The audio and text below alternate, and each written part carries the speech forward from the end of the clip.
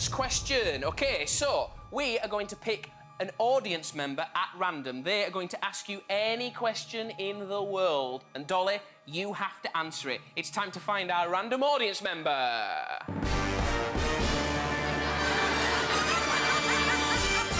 There we go. What's your name, dude? Connor.